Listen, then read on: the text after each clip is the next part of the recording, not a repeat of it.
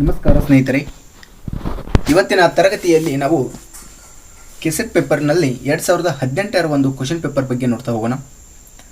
ನಿಮಗೆ ಇಲ್ಲಿ ಕೆಸೆಟ್ನಲ್ಲಿ 50 ಪ್ರಶ್ನೆಗಳಿರುತ್ತವೆ. 50 ಪ್ರಶ್ನೆಗಳ ಜನರಲ್ ಪೇಪರ್ನಲ್ಲಿ 50 ಪ್ರಶ್ನೆ ನಿಮಗೆ 100 ಮಾರ್ಕ್ಸ್ ಇರುತ್ತೆ. ಯಾವುದೇ ರೀತಿಯ ನೆಗೆಟಿವ್ ಮಾರ್ಕ್ಸ್ ಇರೋದಿಲ್ಲ. ಒಂದು ಪ್ರಶ್ನೆಗೆ 2 ಅಂಕಗಳಿರುತ್ತವೆ. ಇಲ್ಲಿ ನೋಡ್ಬೋದು. ಮೊದಲೇ ಪ್ರಶ್ನೆ ನೋಡೋಣ. ಮೊದಲೇ ಪ್ರಶ್ನೆ ಏನಿದೆ, ಬಿಳಿ ಮನುಷ್ಯನ ಹೊರೆಯು ಇದನ್ನು ಆಧರಿಸಿದೆ ಅಂತ ಇದೆ. ಎ, ಯುರೋಪಿನಿಂದ ಮಾಡಲ್ಪಟ್ಟ ಒಂದು ನೈಜ ಪ್ರಗತಿ. ಬಿ, ಶ್ರೇಷ್ಠ ತಂತ್ರಜ್ಞಾನ ಆಗಿರ್ಬೋದು. ಸಿ, ಶ್ರೇಷ್ಠತೆಯ ಒಂದು ತಪ್ಪು ಕಲ್ಪನೆಯಾಗಿರುವಂಥದ್ದು. ಡಿ, ಯುರೋಪಿನ ಒಂದು ಸಮಾಜಗಳ ಒಂದು ಪ್ರಜಾಪ್ರಭುತ್ವ ಒಂದು ಗುಣ ಆಗಿರಬೇಕಂತಂದು ಈ ರೀತಿ ಆಪ್ಷನ್ಸ್ಗಳಿವೆ. ನಮಗೆ ಆನ್ಸರ್ ಯಾವುದಾಗುತ್ತೆ ಇಲ್ಲಿ? ಬಿಳಿ ಮನುಷ್ಯನ ಒಂದು ಹೊರೆಯು ಶ್ರೇಷ್ಠತೆಯ ಒಂದು ತಪ್ಪು ಕಲ್ಪನೆ ಅಂತಂದ ಸಿ ಆಪ್ಷನ್ಸ್ ಆಗಿರುವಂಥದ್ದು.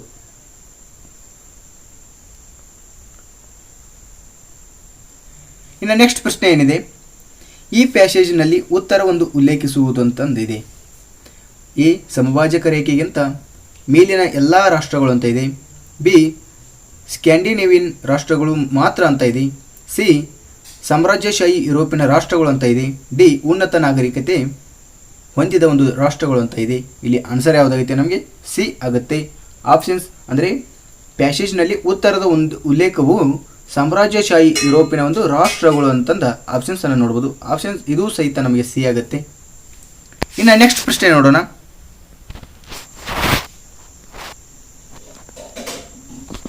ನೆಕ್ಸ್ಟ್ ಪ್ರಶ್ನೆ ಏನಿದೆ, ತೃತೀಯ ಜಗತ್ತಿನ ವಾತಾವರಣ ಕಾಪಾಡಲು ಪಶ್ಚಿಮದ ಒಂದು ಪ್ರಯತ್ನವನ್ನು ಲೇಖಕರು ಹೀಗೆಂದು ವಾದಿಸುತ್ತಾರೆ ಅಂತ ಪ್ರಶ್ನೆ ಇದೆ.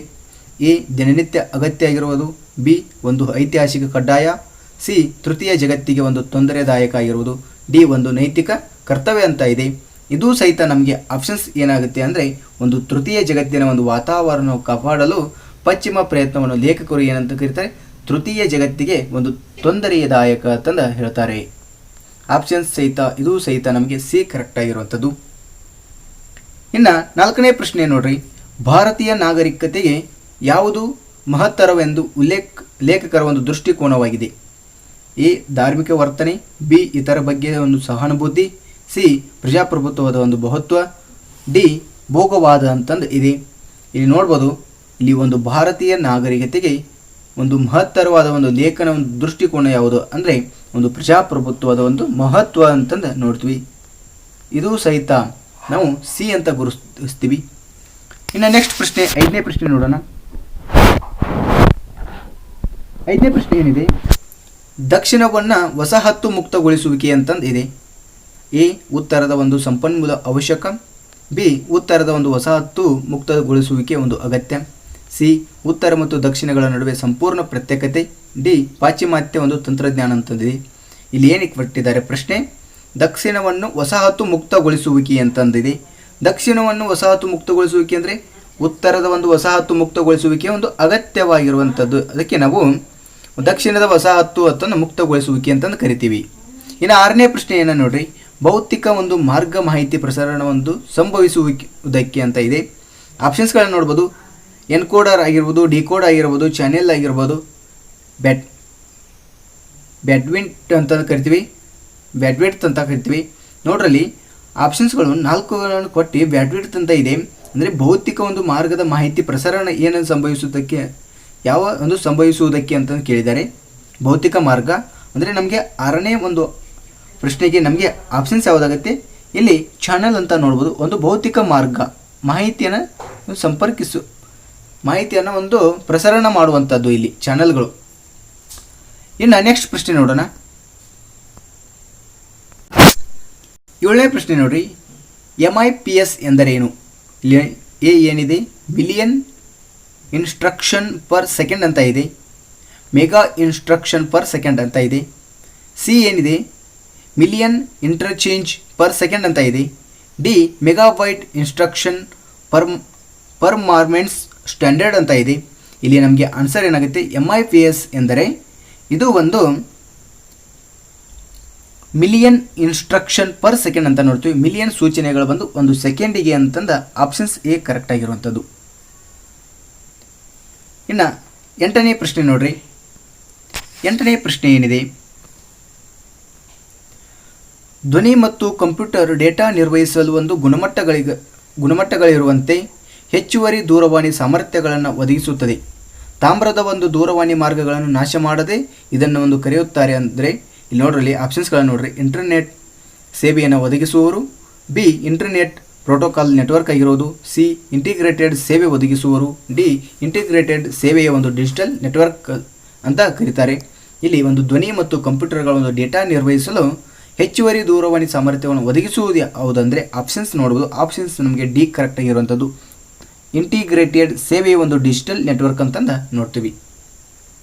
ಇನ್ನು 9ನೇ ಪ್ರಶ್ನೆ ಏನಿದೆ, 9ನೇ ಪ್ರಶ್ನೆ ಹಾರುಬೂದಿ ಎಂದರೆ ಏನು ಅಂತ ಈ ಪ್ರಶ್ನೆ ಇದೆ. ಇಲ್ಲಿ ಆಪ್ಷನ್ಸ್ಗಳನ್ನು ನೋಡ್ಬೋದು. ಎ ಕೈಗಾರಿಕೆಗಳಲ್ಲಿ ಉತ್ಪತ್ತಿಯಾಗುವ ಒಂದು ಬೂದಿ, ಬಿ ಸಿಮೆಂಟ್ ಉದ್ಯಮಗಳಲ್ಲಿ ಉತ್ಪಾದನೆಯಾಗುವ ಒಂದು ಧೂಳು, ಸಿ ಉಷ್ಣ ವಿದ್ಯುತ್ ಸ್ಥಾವರಗಳಲ್ಲಿ ಉತ್ಪತ್ತಿಯಾಗುವುದು, ಡಿ ಪ್ಲಾಸ್ಟಿಕ್ ಸುಟ್ಟಾಗ ಉತ್ಪಾದಿಸಲ್ಪಡುವ ಒಂದು ಹೊಗೆ ಅಂತಂದು ಕರೀತಾರೆ. ಹಾರು ಬೂದಿಗೆ ನಾವು ಏನಂತಂದು ಕರಿತೀವಿ ಅಂತಂದರೆ ನೋಡ್ರಿ ಆಪ್ಷನ್ಸ್ 9ನೇ ಪ್ರಶ್ನೆಗೆ ನಮಗೆ ಸಿ ಕರೆಕ್ಟ್ ಆಗಿರುವಂಥದ್ದು. ಉಷ್ಣ ವಿದ್ಯುತ್ ಸ್ಥಾವರಗಳಲ್ಲಿ ಉತ್ಪತ್ತಿಯಾಗುವುದು ಅಂತಂದ ಹಾರುವ ಒಂದು ಬೂದಿ ಅಂತಂದು ಕರಿತೀವಿ. ಇನ್ನು ನೆಕ್ಸ್ಟ್ ಪ್ರಶ್ನೆ ಏನಿದೆ, 10ನೇ ಪ್ರಶ್ನೆ. 10ನೇ ಪ್ರಶ್ನೆ ಏನು, ಅರಣ್ಯ ನೀತಿ ಕಾಳಜಿ ವಹಿಸಿ ಮತ್ತು ಹಂಚಿಕೋ ಇದಕ್ಕೆ ಅನ್ವಯಿಸುತ್ತದೆ ಅಂತ ಇದೆ. ಅರಣ್ಯ ನೀತಿಯನ್ನು ಕಾಳಜಿ ವಹಿಸು ಮತ್ತು ಹಂಚಿಕೋ ಇದಕ್ಕೆ ಅನ್ವಯಿಸುತ್ತದೆ ಅಂತ ಪ್ರಶ್ನೆ ಇದೆ.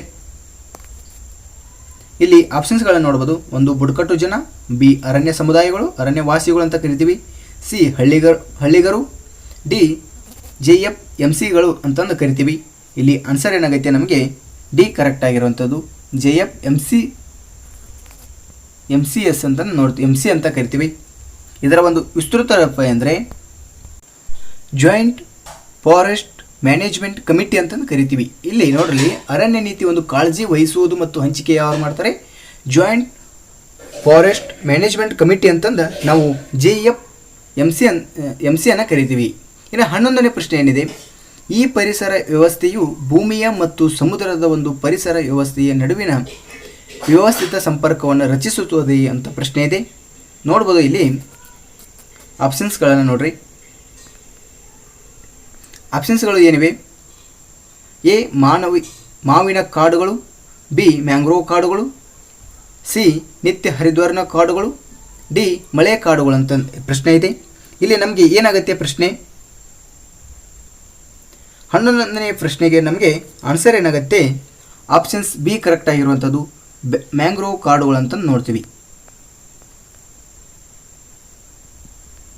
ಅಂದರೆ ಒಂದು ಈ ಪರಿಸರ ವ್ಯವಸ್ಥೆಯ ಭೂಮಿಯ ಮತ್ತು ಸಮುದ್ರದ ಒಂದು ಪರಿಸರ ವ್ಯವಸ್ಥೆಗಳ ನಡುವಿನ ವ್ಯವಸ್ಥಿತವಾದ ಒಂದು ಸಂಪರ್ಕವನ್ನು ರಚಿಸುತ್ತದೆ. ಯಾವ ಮ್ಯಾಂಗ್ರೋವ್ ಕಾಡುಗಳು. ಇನ್ನು 12ನೇ ಪ್ರಶ್ನೆ ನೋಡೋಣ.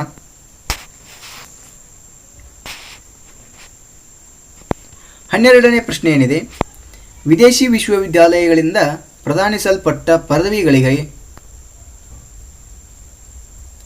ಸಮಾನತೆ ಅನುಮತಿಸುವ ನೋಡಲ್ ಏಜೆನ್ಸಿ ಯಾವುದು ಅಂತ ಇದೆ. ಅಂದರೆ ವಿದೇಶಿ ವಿಶ್ವವಿದ್ಯಾಲಯಗಳಿಂದ ಪ್ರದಾನಿಸಲ್ಪಟ್ಟ ಪದವಿಗಳಿಗೆ ನೋಡ್ರಿ ಆಪ್ಷನ್ಸ್ಗಳನ್ನು ನೋಡ್ರಿ. UGC ಆಗಿರ್ಬೋದು, ನೀತಿ ಆಯೋಗ ಆಗಿರ್ಬೋದು, B NITI Aayog, C ICSSR ಅಂತ ಇದೆ, ಡಿ AIU ಅಂತ ಇದೆ. ನೋಡ್ಬೋದು ಇಲ್ಲಿ ನಮಗೆ ಆನ್ಸರೇ ಆಗುತ್ತೆ ವಿದೇಶಿ ವಿಶ್ವವಿದ್ಯಾಲಯಗಳಿಂದ. ಅಂದರೆ ನಮಗೆ ಇಲ್ಲಿ ಆನ್ಸರ್ ಆಪ್ಷನ್ಸ್ ನಮಗೆ 12ನೇ ಒಂದು ಪ್ರಶ್ನೆಗೆ ಡಿ ಕರೆಕ್ಟ್ ಆಗಿರುವಂಥದ್ದು. ಅಂದರೆ AIU ಅಂತ ನೋಡ್ತೀವಿ. AIUನ ವಿಸ್ತೃತ ರೂಪ ಏನು, ಅಸೋಸಿಯೇಷನ್ ಆಫ್ ಇಂಡಿಯನ್ ಯೂನಿವರ್ಸಿಟಿ ಅಂತ ಕರಿತೀವಿ. ಇಲ್ಲಿ UGC ಅಂದರೆ ಏನು, ಯೂನಿವರ್ಸಿಟಿ ಗ್ರಾಂಟ್ ಕಮಿಟಿ ಅಂತ ನೋಡ್ತೀವಿ. ಇಲ್ಲಿ 3ನೇ ಒಂದು ಆಪ್ಷನ್ಸನ್ನು ನೋಡ್ರಿ. ICSSRನ ಒಂದು ವಿಸ್ತೃತ ರೂಪ ಏನಿದೆ, Indian council of social science research ಅಂತ ನೋಡ್ತೀವಿ. ಈ ರೀತಿ ನಾವು 12ನೇ ಒಂದು ಆಪ್ಷನ್ಸ್ಗಳನ್ನು ನೋಡಿದ್ವಿ. ಆದರೆ ನಮಗೆ ಇಲ್ಲಿ ವಿದೇಶಿ ವಿಶ್ವವಿದ್ಯಾಲಯಗಳಿಂದ ಪ್ರದಾನಿಸಲ್ಪಟ್ಟ ಒಂದು ಪದವಿ ಸಮಾನತೆ ಅನುಮತಿ ನೋಡಲ್ ಏಜೆನ್ಸಿ ಯಾವುದು ಅಂದರೆ AIU ಅಂತ ನೋಡ್ತೀವಿ. ಅಂದರೆ ಇದು ಅಸೋಸಿಯೇಷನ್ ಆಫ್ ಇಂಡಿಯನ್ ಯೂನಿವರ್ಸಿಟಿ ಅಂತ ನೋಡ್ತೀವಿ. ಇನ್ನು 13ನೇ ಒಂದು ಪ್ರಶ್ನೆ ನೋಡ್ರಿ. 13ನೇ ಪ್ರಶ್ನೆ ಏನಿದೆ, ಇವುಗಳಲ್ಲಿ ಯಾವುದನ್ನು ಪಡೆಯುತ್ತಿರುವ ಒಂದು ವಿದ್ಯಾರ್ಥಿಗಳ ಒಂದು ಪ್ರಯೋಜನಕ್ಕಾಗಿ ಸರ್ಕಾರವು ವಿದ್ಯಾಲಕ್ಷ್ಮಿ ವೆಬ್ ಪೋರ್ಟಲನ್ನು ಆರಂಭಗೊಳಿಸಿದೆ ಅಂತ ಪ್ರಶ್ನೆ ಇದೆ.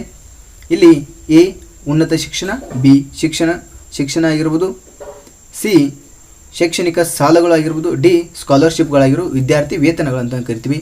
ಇಲ್ಲಿ ಪ್ರಶ್ನೆ ಏನಿದೆ, ಮೊದಲು ಪ್ರಶ್ನೆಯನ್ನು ಚಂದಾಗಿ ಓದಬೇಕು. ಪಡೆಯುತ್ತಿರುವ ವಿದ್ಯಾರ್ಥಿಗಳ ಒಂದು ಪ್ರಯೋಜನಕ್ಕಾಗಿ ಸರ್ಕಾರವು ವಿದ್ಯಾಲಕ್ಷ್ಮಿ ವೆಬ್ ಪೋರ್ಟಲನ್ನು ಆರಂಭಗೊಳಿಸಿದೆ. ಎದಕ್ಕಂತಂದು ಇದು ಯಾವ ಒಂದು ಯೋಜನೆಗೆ ಅಂತಂದ ಪ್ರಶ್ನೆ ಇದೆ. ಇಲ್ಲಿ ನೋಡ್ಬೋದು 13ನೇ ಒಂದು ಪ್ರಶ್ನೆಗೆ ನಮಗೆ ಆನ್ಸರ್ ಯಾವುದಾಗುತ್ತೆ? ಆಪ್ಷನ್ ಶೈಕ್ಷಣಿಕ ಸಾಲಗಳು ಅಂತ ನೋಡ್ತೀವಿ. ವಿದ್ಯಾರ್ಥಿ ಒಂದು ವಿದ್ಯಾಲಕ್ಷ್ಮಿ ಯೋಜನೆ ಅಂದರೆ ವೆಬ್ ಪೋರ್ಟಲ್ ಅಂದರೆ ಇದು ಶೈಕ್ಷಣಿಕ ಸಾಲಗಳ ಒಂದು ನೋಡ್ತೀವಿ. ಇನ್ನು 14ನೇ ಪ್ರಶ್ನೆ ನೋಡ್ರಿ.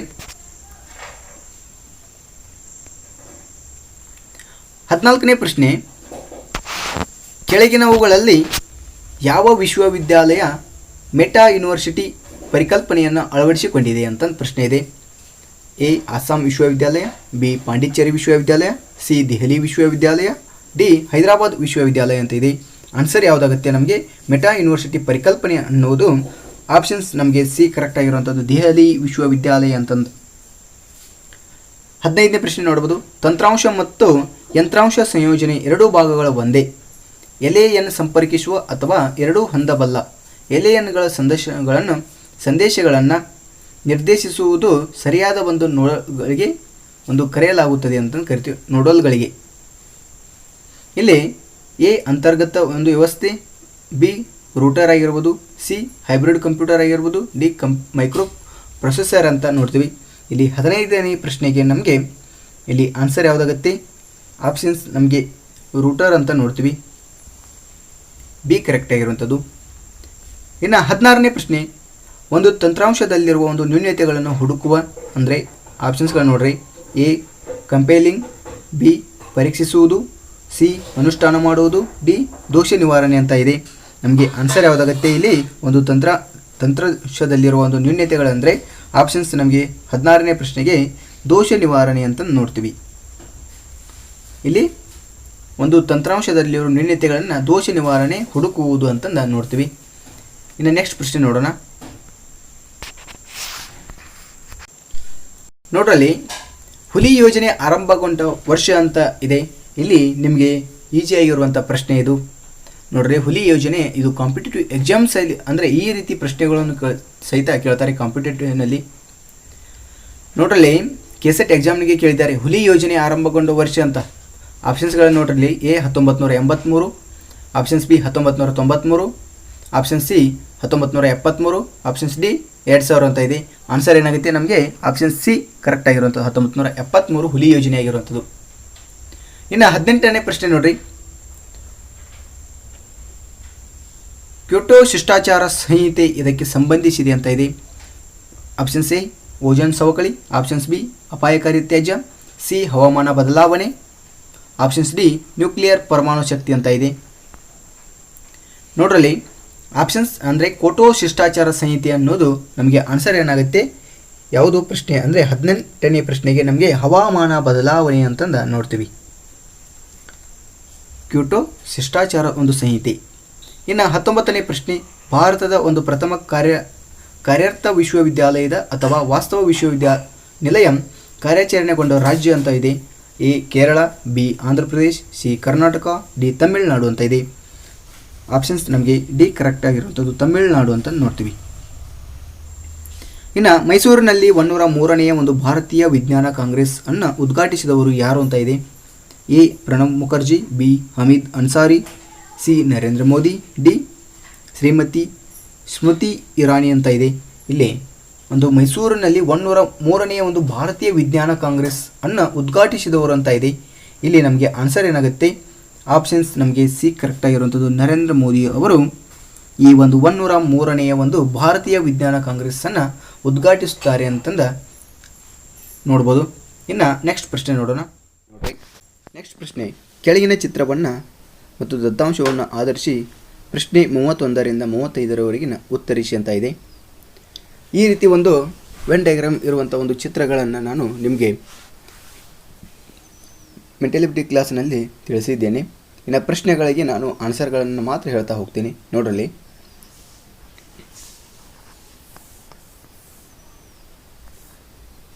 ಸಾರಿ, ಇಲ್ಲಿ ಮಿಸ್ಟೇಕ್ ಆಗಿದೆ ನೋಡ್ರಿ. ಇಲ್ಲಿ ಏನು ಕೊಟ್ಟಿದ್ದಾರೆ? ಇಲ್ಲಿ 31ರಿಂದ 35ರವರೆಗೆ ಅಲ್ಲ, ಇದು 21ರಿಂದ 25 ಅಂತ ಆಗಬೇಕಾಗಿತ್ತು ಇಲ್ಲಿ. ಸ್ವಲ್ಪ ಮಿಸ್ಟೇಕ್ ಆಗಿದೆ ಇಲ್ಲಿ. ಇದು 21ರಿಂದ 25ರವರೆಗೆ. ನೋಡೋಣ. 21ನೇ ಪ್ರಶ್ನೆ ಏನಿದೆ, ಯಾವುದೇ ವಿದ್ಯಾರ್ಥಿ ರಸಾಯನಶಾಸ್ತ್ರವನ್ನು ಮಾತ್ರ ಅಧ್ಯಯನ ಮಾಡದೆ ಒಟ್ಟಾರೆ ಎಷ್ಟು ವಿದ್ಯಾರ್ಥಿಗಳು ರಸಾಯನಶಾಸ್ತ್ರವನ್ನು ಅಭ್ಯಸಿಸುತ್ತಾರೆ ಅಂತ ಇದೆ. ಎ 30, ಬಿ 28, ಸಿ 32, ಡಿ 34 ಇದೆ. ಇಲ್ಲಿ ನೋಡ್ಬೋದು ಆನ್ಸರ್ ಯಾವುದಾಗುತ್ತೆ 21ನೇ ಪ್ರಶ್ನೆಗೆ ನಮಗೆ ಆಪ್ಷನ್ಸ್ ಸಿ ಕರೆಕ್ಟ್ ಆಗಿರುವಂಥದ್ದು. ಯಾವುದು? 32 ಜನರು, 32 ವಿದ್ಯಾರ್ಥಿಗಳು ಏನು ಮಾಡ್ತಾರೆ, ಈ ಒಂದು ರಸಾಯನಶಾಸ್ತ್ರವನ್ನು ಮಾತ್ರ ಅಧ್ಯಯನ ಮಾಡದೆ ಒಟ್ಟಾರೆ ಎಷ್ಟು 32 ವಿದ್ಯಾರ್ಥಿಗಳು ರಸಾಯನಶಾಸ್ತ್ರವನ್ನು ಅಭ್ಯಸಿಸುತ್ತಾರೆ ಅಂತಂದು ಇದೆ. ಇನ್ನು ನೆಕ್ಸ್ಟ್ ಪ್ರಶ್ನೆ ನೋಡ್ಬೋದು. 22ನೇ ಪ್ರಶ್ನೆ ಏನಿದೆ, 14 ವಿದ್ಯಾರ್ಥಿಗಳು ಭೌತಶಾಸ್ತ್ರ ಮತ್ತು ಗಣಿತಶಾಸ್ತ್ರ ಹಾಗೂ ಭೌತಶಾಸ್ತ್ರ, ರಸಾಯನಶಾಸ್ತ್ರ ಮತ್ತು ಗಣಿತಶಾಸ್ತ್ರ ಅಭ್ಯಸಿಸಿದ್ದಾರೆ. ಚಿತ್ರದಲ್ಲಿರುವ ಕ್ಯೂನ ಒಂದು ಮೌಲ್ಯವೇನು ಅಂತ ಇದೆ.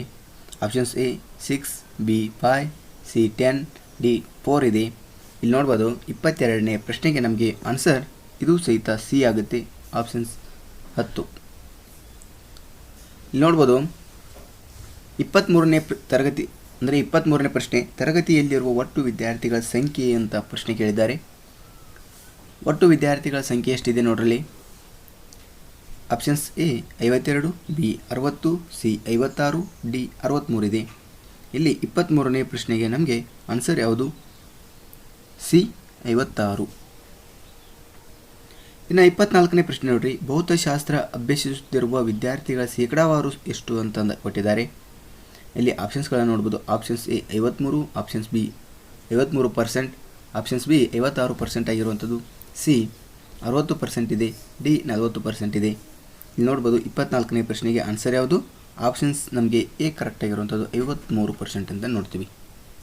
ಅದೇ ರೀತಿ ಇಲ್ಲಿ ಒಂದು ಈ ಡಯಾಗ್ರಾಮ್ದಲ್ಲಿರುವಂಥ ಒಂದು ಕೊನೆಯ ಪ್ರಶ್ನೆ 25 ಅಂದರೆ ಪ್ರಶ್ನೆ ಆಗುತ್ತೆ.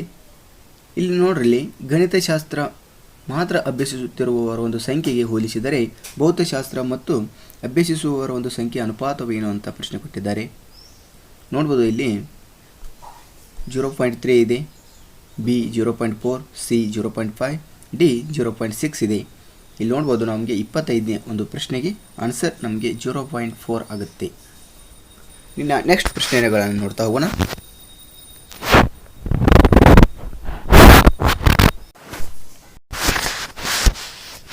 26ನೇ ಪ್ರಶ್ನೆ ನೋಡ್ರಿ, ಸಂಶೋಧನಾ ಪ್ರಾಕಲ್ಪನೆ ಏನಿದು ಒಂದು ಆಪ್ಷನ್ಸ್ಗಳನ್ನು ನೋಡ್ರಿ. ಆಪ್ಷನ್ಸ್ ಎ ಸಿದ್ಧಾಂತ, ಬಿ ತತ್ವ, ಸಿ ತಾತ್ಕಾಲಿಕ ಪ್ರಮೇಯ, ಡಿ ಸ್ವಯಂ ಸಿದ್ಧಾಂತ ಅಂತಿದೆ. ಇಲ್ಲಿ ಸಂಶೋಧನಾ ಪ್ರಾಕಲ್ಪನೆಯು ಒಂದು ನಮಗೆ ತಾತ್ಕಾಲಿಕ ಪ್ರಮೇಯ ಅಂತ ನೋಡ್ತೀವಿ. ಆಪ್ಷನ್ ಸಿ ಕರೆಕ್ಟ್ ಆಗಿರುವಂಥದ್ದು ತಾತ್ಕಾಲಿಕ ಪ್ರಮೇಯ. ಸಂಶೋಧನಾ ಒಂದು ಪ್ರಾಕಲ್ಪನೆಯು ಒಂದು ತಾತ್ಕಾಲಿಕ ಪ್ರಮೇಯ ಅಂತ ನೋಡ್ತೀವಿ. ಇನ್ನು 27ನೇ ಪ್ರಶ್ನೆ ನೋಡ್ರಿ, ವಿಶ್ವಕೋಶದಲ್ಲಿ ಸಂಪಾದಿಸಿರುವ ವಿಷಯವನ್ನು ಏನೆಂದು ಕರೆಯುತ್ತಾರೆ ಅಂತ ಇದೆ.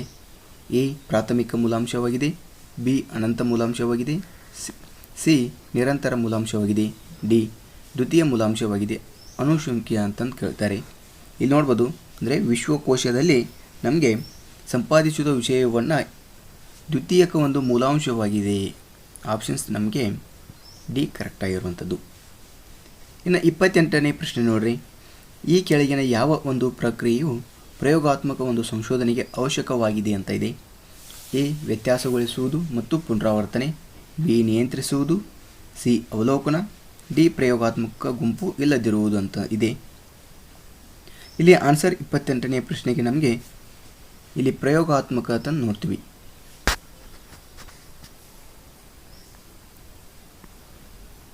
ಆಪ್ಷನ್ಸ್ ಡಿ ಕರೆಕ್ಟ್ ಆಗಿರುವಂಥದ್ದು ಒಂದು ಪ್ರಯೋಗಾತ್ಮಕ ಗುಂಪು ಇಲ್ಲದಿರುವುದು ಅಂತ ನೋಡ್ತೀವಿ.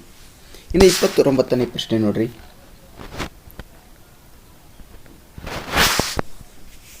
ಒಂದೇ ಮೂಲದ ಒಂದು ಗ್ರಂಥಕ್ಕೆ ಸಂಬಂಧಿಸಿದ 2 ಅಥವಾ ಹೆಚ್ಚು ಅನುಕ್ರಮ ಅಡಿಪಟ್ಟಿಗಳನ್ನು ಕೊಡುವಾಗ ಈ ಕೆಳಗಿನವುಗಳಲ್ಲಿ ಯಾವುದನ್ನು ಬಳಸಲಾಗುತ್ತದೆ ಅಂತ ಪ್ರಶ್ನೆ ಕೊಟ್ಟಿದ್ದಾರೆ. ನೋಡ್ರಲ್ಲಿ ಆಪ್ಷನ್ಸ್ಗಳನ್ನು ನೋಡ್ರಿ. Options A IBID, options B CT.AL ಅಂತ ಕೊಟ್ಟಿದ್ದಾರೆ. ನೋಡಲಿ ಸಿ ಆಪ್ಷನ್ಸನ್ನು ನೋಡೋದು OP.CET ಅಂತ ಕೊಟ್ಟಿದ್ದಾರೆ. ಡಿ ಆಪ್ಷನ್ಸ್ ನೋಡೋದು IOC.CIT ಅಂತಂದು ಕೊಟ್ಟಿದ್ದಾರೆ. ಅಂದರೆ ಇಲ್ಲಿ ಏನು ಪ್ರಶ್ನೆ ಇದೆ, ನಮಗೆ ಒಂದೇ ಮೂಲ ಒಂದು ಗ್ರಂಥಕ್ಕೆ ಸಂಬಂಧಿಸಿದ 2 ಅಥವಾ ಹೆಚ್ಚು ಅನುಕ್ರಮ ಅಡಿಪಟ್ಟಿಗಳನ್ನು ಕೊಡುವಾಗ ಈ ಕೆಳಗಿನವುಗಳಲ್ಲಿ ಯಾವುದು ಬಳಸಲಾಗುತ್ತದೆ ಅಂತ ಇದೆ. ಇವುಗಳಲ್ಲಿ ನಾವು ಯಾವುದನ್ನು ಬಳಸ್ತೀವಿ? IBIDಯನ್ನು ಬಳಸುತ್ತೀವಿ. ಆಪ್ಷನ್ಸ್ ನಮಗೆ ಎ ಕರೆಕ್ಟಾಗಿರುವಂಥದ್ದು. ಇನ್ನು 30ನೇ ಪ್ರಶ್ನೆ ನೋಡ್ರಿ, ತತ್ಕ್ಷಣ ಅನುಷ್ಠಾನಗೊಳಿಸುವ ಉದ್ದೇಶದಿಂದ ಕೈಗೆತ್ತಿಕೊಳ್ಳಲಾದ ಸಂಶೋಧನೆಯನ್ನು ಹೀಗೆ ಕರೆಯಲಾಗುತ್ತದೆ ಅಂತಂದು ಕೊಟ್ಟಿದ್ದಾರೆ, ಗುರುತಿಸಲಾಗುತ್ತದೆ. ಆಪ್ಷನ್ಸ್ಗಳನ್ನು ನೋಡ್ಬೋದು. ಆಪ್ಷನ್ಸ್ ಕ್ರಿಯಾ ಸಂಶೋಧನೆ, ಬಿ ಕಾರ್ಯಕ್ಷೇತ್ರ ಸಂಶೋಧನೆ, ಸಿ ಪರಿಕಲ್ಪನಾ ಸಂಶೋಧನೆ, ಡಿ ಮೂಲಭೂತ ಸಂಶೋಧನೆ ಅಂತ ನೋಡ್ತೀವಿ. ಇಲ್ಲಿ ಒಂದು ತತ್ಕ್ಷಣ ಅನುಷ್ಠಾನಗೊಳಿಸುವ ಒಂದು ಉದ್ದೇಶದಿಂದ ಕೈಗೆತ್ತಿಕೊಳ್ಳಲಾದ ಒಂದು ಸಂಶೋಧನೆ ಏನಂತ ಕರಿತೀವಿ ನಾವು? ಇಲ್ಲಿ ಕ್ರಿಯಾ ಸಂಶೋಧನೆ ಅಂತ ನೋಡ್ತೀವಿ. ಯಾವ ಸಂಶೋಧನೆ? ಕ್ರಿಯಾ ಸಂಶೋಧನೆ ಅಂತ ನೋಡ್ತೀವಿ. ಇನ್ನು 31ನೇ ಪ್ರಶ್ನೆ, ಇವುಗಳಲ್ಲಿ ಯಾವುದು ಒಂದು ಪ್ರಸ್ತುತ ದಿನಗಳಲ್ಲಿ ಅತ್ಯಂತ ಪರಿಣಾಮಕಾರಿಯಾದ ಕಲಿಕಾ ವಿಭಾಗವಾಗಿದೆ ಅಂತ ಇದೆ. ಆಪ್ಷನ್ಸ್ಗಳನ್ನು ನೋಡ್ರಿ. ಆಪ್ಷನ್ಸ್ ಎ ಸ್ವಯಂ ಅಧ್ಯಯನ, ಬಿ ಮಿಶ್ರಿತ ಕಲಿಕೆ, ಸಿ ಮುಖಾಮುಖಿ ಕಲಿಕೆ, ಡಿ ವಿದ್ಯುನ್ಮಾನ ಕಲಿಕೆ ಅಂತ ಇದೆ. ನೋಡ್ಬೋದು ನಮಗೆ ಆನ್ಸರ್ ಯಾವುದಾಗುತ್ತೆ? ಮಿಶ್ರ ಕಲಿಕೆ ಅಂತ ನೋಡ್ತೀವಿ. Options B ಕರೆಕ್ಟಾಗಿರುವಂಥದ್ದು. ಮಿಶ್ರ ಕಲಿಕೆ ಒಂದು ಪ್ರಸ್ತುತ ದಿನಮಾನಗಳಲ್ಲಿ ಅತ್ಯಂತ ಪರಿಣಾಮಕಾರಿಯಾದ ಒಂದು ಕಲಿಕಾ ವಿಭಾಗವಾಗಿದೆ ಅಂತ ನೋಡ್ತೀವಿ. ಇನ್ನು ನೆಕ್ಸ್ಟ್ ಪ್ರಶ್ನೆ ನೋಡೋಣ.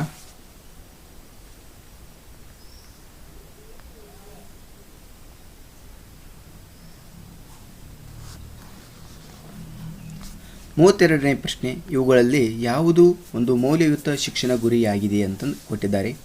ಆಪ್ಷನ್ಸ್ಗಳನ್ನು ನೋಡಿರಿ. ಆಪ್ಷನ್ಸ್ ಎ ನೈತಿಕ ಮೌಲ್ಯಗಳನ್ನು ಅಂತರ್ಗತಗೊಳಿಸುವುದು, ಬಿ ಸಾಮಾಜಿಕ ಮೌಲ್ಯಗಳನ್ನು ಅಂತರ್ಗತಗೊಳಿಸುವುದು, ಸಿ ರಾಜಕೀಯ ಮೌಲ್ಯಗಳನ್ನು ಅಂತರ್ಗತಗೊಳಿಸುವುದು, ಡಿ ಆರ್ಥಿಕ ಮೌಲ್ಯಗಳನ್ನು ಅಂತರ್ಗತಗೊಳಿಸುವುದು ಅಂತ ಕೊಟ್ಟಿದ್ದಾರೆ.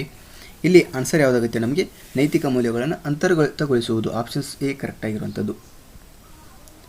ಇನ್ನು 33ನೇ ಪ್ರಶ್ನೆ ನೋಡಿರಿ, ಡ್ಯಾಶ್ ಕಲಿಕೆಯಲ್ಲಿ ಉಪನ್ಯಾಸವು ಒಂದು ಕನಿಷ್ಠ ಪರಿಣಾಮಕಾರಿಯಾಗಿದೆ ಅಂತ ಕೊಟ್ಟಿದ್ದಾರೆ. ಆಪ್ಷನ್ಸನ್ನು ನೋಡಿರಿ.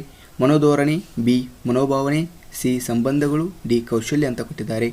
ಇಲ್ಲಿ ನಮಗೆ ಕೌಶಲ್ಯ ಕಲಿಕೆಯಲ್ಲಿ ಉಪನ್ಯಾಸವು ಒಂದು ಕನಿಷ್ಠ ಪರಿಣಾಮಕಾರಿಯಾಗಿದೆ ಅಂತ ನೋಡ್ಬೋದು. ಆಪ್ಷನ್ಸ್ ಡಿ ಕರೆಕ್ಟಾಗಿರುವಂಥದ್ದು. ಇನ್ನು ನೆಕ್ಸ್ಟ್ ಪ್ರಶ್ನೆ ನೋಡೋಣ.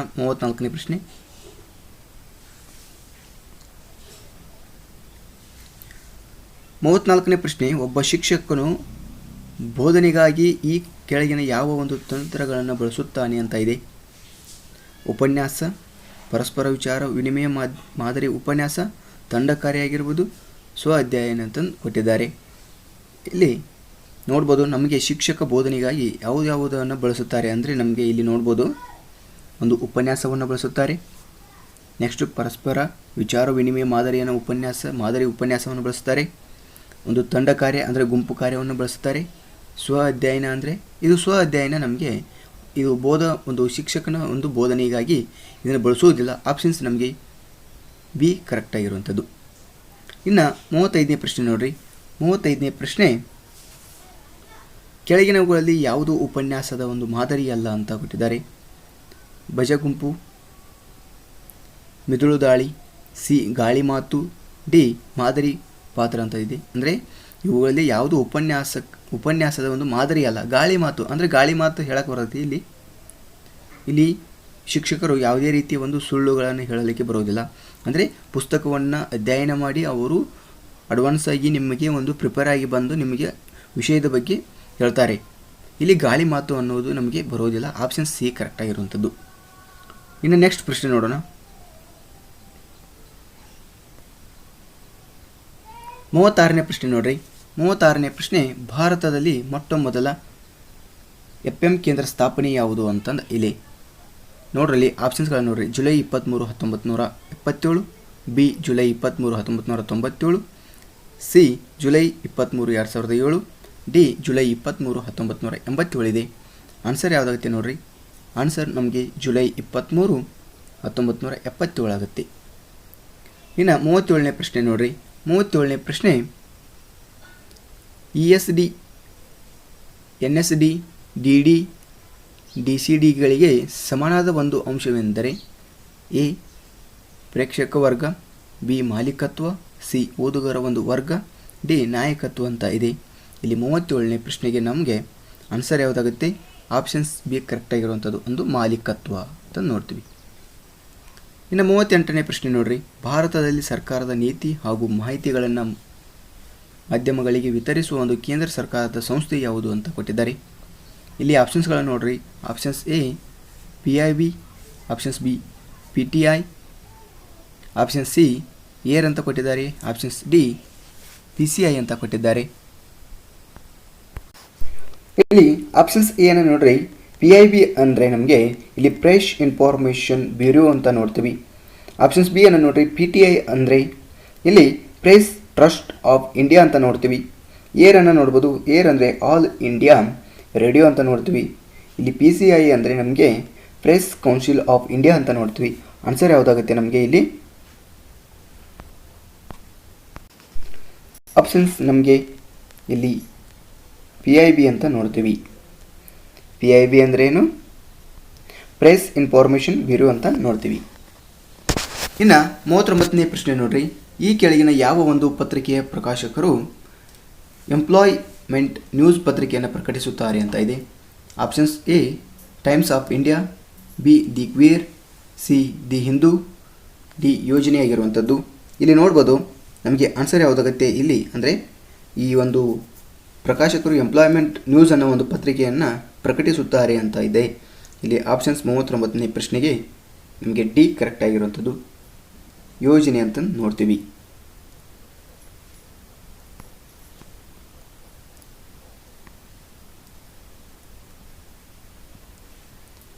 ಇನ್ನು ನೆಕ್ಸ್ಟ್ ಪ್ರಶ್ನೆ ನೋಡೋಣ.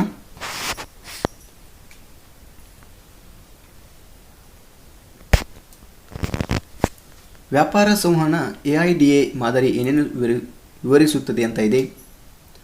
ಅಟ್ರಾಕ್ಷನ್, ಆಪ್ಷನ್ಸ್ ಎ ಅನ್ನು ನೋಡ್ಬೋದು. ಅಟ್ರಾಕ್ಷನ್, ಇನ್ಫಾರ್ಮೇಷನ್, ಡೆವಲಪ್ಮೆಂಟ್, ಅಪ್ಲಿಕೇಶನ್, ಮಾಹಿತಿ, ಅಭಿವೃದ್ಧಿ, ಪ್ರಯೋಗಿಸುವುದು ಅಂತ ಈ ರೀತಿ ಕೊಟ್ಟಿದ್ದಾರೆ. ಅದೇ ರೀತಿ ಬಿ ಅನ್ನು ನೋಡ್ಬೋದು. ಅಟೆನ್ಷನ್, ಇನ್ಫಾರ್ಮೇಷನ್, ಡೈಲಾಗ್, ಆ್ಯಕ್ಷನ್, ಮಾಹಿತಿ ಮತ್ತು ಸಂವಹನ ಕ್ರಿಯೆಯಾಗಿರುವಂಥದ್ದು. ಸಿ ಅನ್ನು ನೋಡ್ಬೋದು. ಅಟೆನ್ಷನ್, ಇಂಟರೆಸ್ಟ್, ಡಿಸೈರ್, ಆ್ಯಕ್ಷನ್ ಅಂತ ನೋಡ್ತೀವಿ. ಅದೇ ರೀತಿ ನೆಕ್ಸ್ಟ್ ನೋಡ್ರಲ್ಲಿ ಡಿ ಅನ್ನು ನೋಡ್ರಿ. ಆ್ಯಟಿಟ್ಯೂಡ್, ಇನ್ಸ್ಪಿರೇಷನ್, ಡಿಸೈರ್, ಆ್ಯಕ್ಷನ್ ಅಂತ ನೋಡ್ತೀವಿ. ಇಲ್ಲಿ ಆನ್ಸರ್ 40ನೇ ಪ್ರಶ್ನೆಗೆ ನಮಗೆ ಆನ್ಸರ್ ಯಾವುದಾಗುತ್ತೆ? ಆಪ್ಷನ್ಸ್ ಸಿ ಕರೆಕ್ಟಾಗಿರುವಂಥದ್ದು. Options attention, interest, design, action ಅಂತ ನೋಡ್ತೀವಿ. ಗಮನಿಸು, ಆಸಕ್ತಿ, ಆಸೆ, ಕ್ರಿಯೆ ಅಂತ ನೋಡ್ತೀವಿ. ಇನ್ನು ನೆಕ್ಸ್ಟ್ ಪ್ರಶ್ನೆ ನೋಡೋಣ. 41ನೇ ಪ್ರಶ್ನೆ. ಈ ಕೆಳಗಿನ ಪ್ರಶ್ನೆಗಳಲ್ಲಿ 2 ವಾದಗಳನ್ನು ಕೊಡಲಾಗಿದೆ. 1 ಮತ್ತು 2 ಯಾವ ವಾದ ಪ್ರಬಲವಾಗಿವೆ ಮತ್ತು ಯಾವ ವಾದ ದುರ್ಬಲವಾಗಿದೆ ಎಂದು ನಿರ್ಧರಿಸಿ ಕೆಳಗಿನ ಒಂದು ಸರಿಯಾದ ಉತ್ತರವನ್ನು ಆರಿಸಿ ಅಂತ ಕೊಟ್ಟಿದ್ದಾರೆ. ಇಲ್ಲಿ ಹೇಳಿಕೆಗಳನ್ನು ನೋಡ್ರಿ.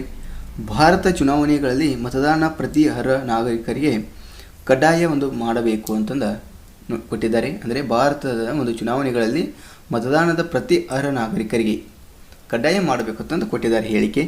ಅದೇ ರೀತಿ ವಾದವನ್ನು ನೋಡ್ರಿ ನೀವು. ವಾದ ಏನು ಕೊಟ್ಟಿದ್ದಾರೆ? ಹೌದು, ಭಾರತದ ಚುನಾವಣೆಗಳಲ್ಲಿ ತುಂಬ ವೆಚ್ಚ ಮಾಡಿರುತ್ತದೆ. ಇದು ಭಾರತ ಸಂದರ್ಭದಲ್ಲಿ ಬಹಳ ಮುಖ್ಯ ಮತ್ತು ಎಲ್ಲರೂ ಮತದಾನ ಮಾಡಬೇಕು. ಭಾರತವನ್ನು ನಿಜವಾದ ಪ್ರಜಾಪ್ರಭುತ್ವದ ಒಂದು ದೇಶ ಮಾಡಲು ನೋಡ್ರಿ. ನೆಕ್ಸ್ಟ್ 2ನೇ ಒಂದು ವಾದ ನೋಡ್ರಿ. ಇಲ್ಲ, ಈ ಕ್ಷಣದಲ್ಲಿ ವಿಷಯಗಳನ್ನು ಕಡ್ಡಾಯ ಮಾಡಿದರೆ ಇದು ಕಾರ್ಯದಕ್ಷತೆ ಪಡೆಯುವ ಒಂದು ರೀತಿ ನಿಜವಾದ ಪ್ರಜಾಪ್ರಭುತ್ವತೆ ಅಲ್ಲ ಅಂತಲೂ ಕೊಟ್ಟಿದ್ದಾರೆ. ಇಲ್ಲಿ ಆನ್ಸರ್ ಯಾವುದಾಗುತ್ತೆ ನಮಗೆ? 41ನೇ ಪ್ರಶ್ನೆಗೆ ಆಪ್ಷನ್ಸ್ ಎ ಕರೆಕ್ಟ್ ಆಗಿರುವಂಥದ್ದು. ಇಲ್ಲಿ ಕೇವಲ ವಾದ ಒಂದು ಪ್ರಬಲವಾಗಿರುವಂಥದ್ದು. ಇನ್ನು 42ನೇ ಪ್ರಶ್ನೆ ನೋಡೋಣ.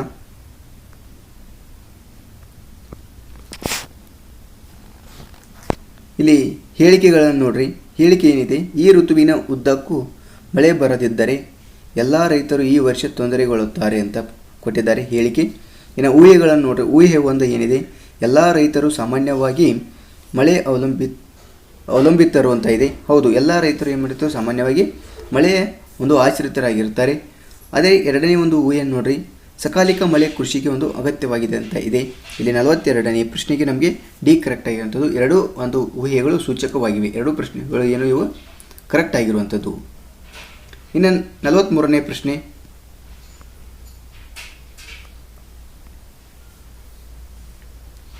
ಕೆಳಗಿನ ಹೇಳಿಕೆಗಳನ್ನು ಪರಿಗಣಿಸಿ ಅಂತ ಇಲ್ಲಿ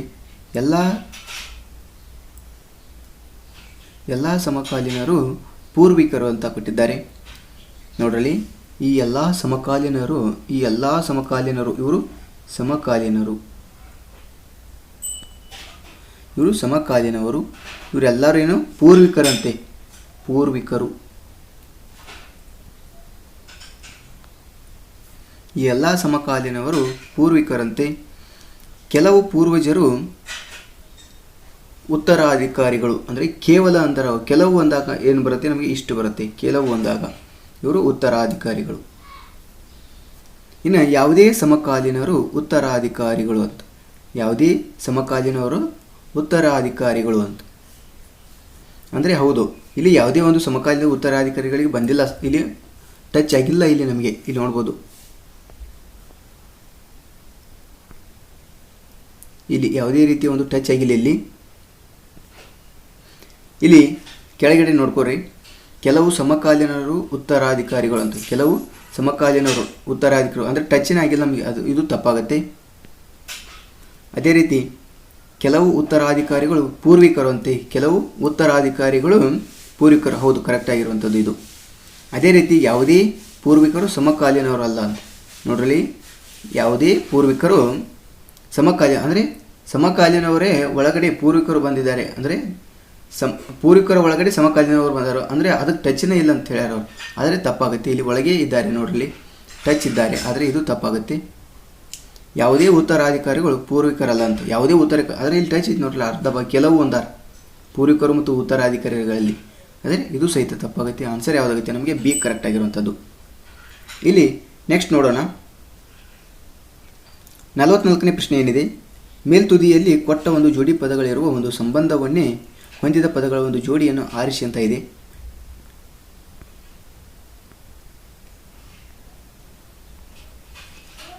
ಇಲ್ಲಿ ನೋಡ್ಬೋದು ಆಪ್ಷನ್ಸ್ಗಳನ್ನು. ಎ ನೆನಪು ತಂದಿದೆ ಇತಿಹಾಸ ಅಂತ ನೋಡ್ತೀವಿ, ಬಿ ಲೇಖಕ ಸಾಧಕ ಅಂತ ನೋಡ್ತೀವಿ, ಸಿ ಮೊಬೈಲ್ ವಾಹನ ಅಂತ ನೋಡ್ತೀವಿ, ಡಿ ಪುರಾವೆ ತಪ್ಪೊಪ್ಪಿಗೆ ಅಂತ ನೋಡ್ತೀವಿ. ಇಲ್ಲಿ ನಮಗೆ ಆನ್ಸರ್ ಯಾವುದಾಗುತ್ತೆ, 44ನೇ ಪ್ರಶ್ನೆಗೆ ನೋಡ್ಬೋದು.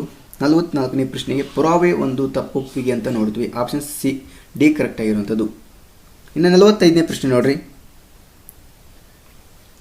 ಕೆಳಗಿನ ಒಂದು 4 ಎದಿಂದ ಡಿಗಳ ಪದಗಳಲ್ಲಿ ಒಂದು ಭಿನ್ನವಾಗಿದೆ, ಅದನ್ನು ಯಾವುದೆಂದು ಗುರುತಿಸಿ ಅಂತ ಇದೆ. ಶಹನಾಯಿ ಆಗಿರ್ಬೋದು, ಕೊಳಲು ಆಗಿರ್ಬೋದು, ಕಹಳೆ ಆಗಿರ್ಬೋದು, ಪಿಟೀಲು ಅಂತ ನೋಡ್ತೀವಿ. ಇಲ್ಲಿ 45ನೇ ಪ್ರಶ್ನೆಗೆ ಒಂದು ಪಿಟೀಲು ಅಂತ ತೆಗಿತೀವಿ ನಾವು. ಆಪ್ಷನ್ಸ್ ಡಿ ಕರೆಕ್ಟ್ ಆಗಿರುವಂಥದ್ದು. ಇನ್ನು 46ನೇ ಪ್ರಶ್ನೆ ನೋಡ್ರಿ,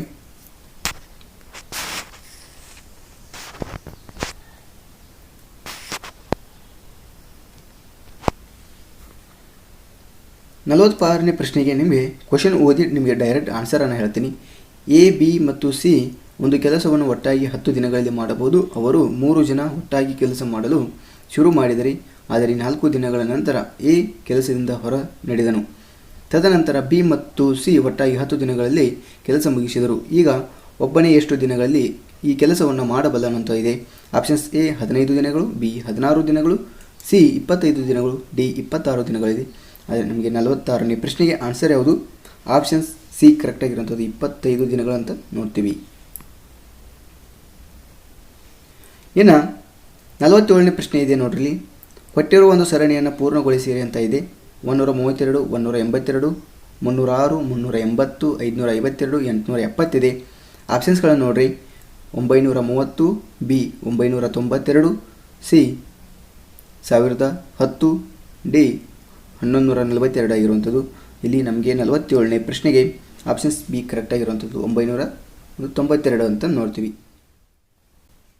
ಪ್ರಶ್ನೆಗೆ 48ನೇ ಪ್ರಶ್ನೆ. ಇವು ನಿಮಗೆ ಕೋಡಿಂಗ್ ಮತ್ತು ಡಿಕೋಡಿಂಗ್ ಆಗಿ ಹೇಳ್ಬೋದು ಮತ್ತು ಮೆಂಟಲ್ ಎಬಿಲಿಟಿ ಕ್ಲಾಸ್ನಲ್ಲಿ ತಿಳಿಸಿದೆ. ಡೈರೆಕ್ಟ್ ಆನ್ಸರ್ಗಳನ್ನು ಹೇಳ್ತೀನಿ. ಇಲ್ಲಿ ನೋಡ್ಬೋದು 48ನೇ ಪ್ರಶ್ನೆಗೆ ನಮಗೆ ಆನ್ಸರ್ ಯಾವುದಾಗುತ್ತೆ? ಡಿ ಕರೆಕ್ಟ್ ಆಗಿರುವಂಥದ್ದು.